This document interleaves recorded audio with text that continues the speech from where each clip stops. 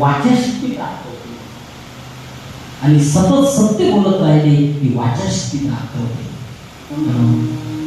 आपण दिवसातून असत्य बोलत राहतो म्हणून आपल्या वाचीत तप नाही आहे.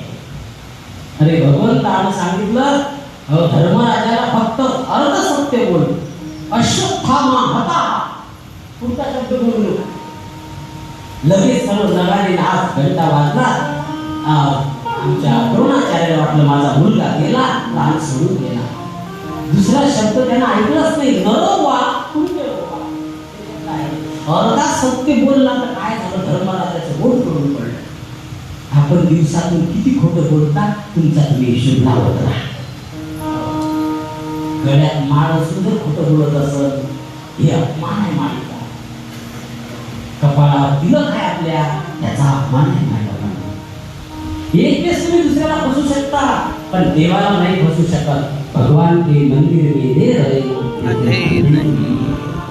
तो तुमचा सर्व पाप आहे. आपण केलेलं पाप जे आहे ना हे भगवंताविषयी आपला हिशोब आहे. सूर्याची उपासना केली आरोग्य प्राप्त होते. लक्ष्मीची उपासना केली धनप्राप्ती होते.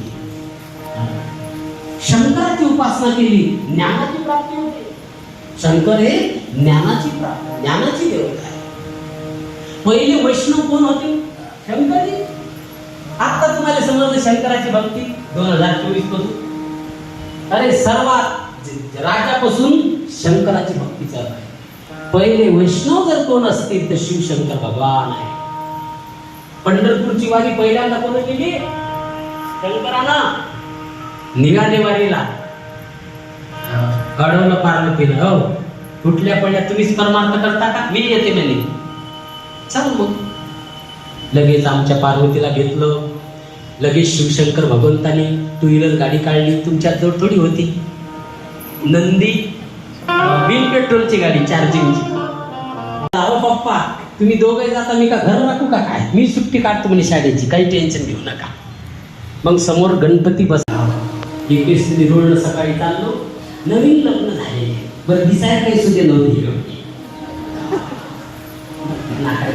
ते पाहिला त्या गाडीवर, ते गाडी अशी काही भारी नव्हती, साधीच होती. तिने इथून मुंडकं काढलं. मला समज नाही गाडी.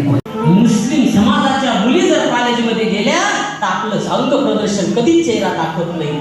आणि आपले कपडे पोऱ्याचे कसे आहे, हा कात्तर कुत्तर, जशी काही दरिद्रता आली आहे.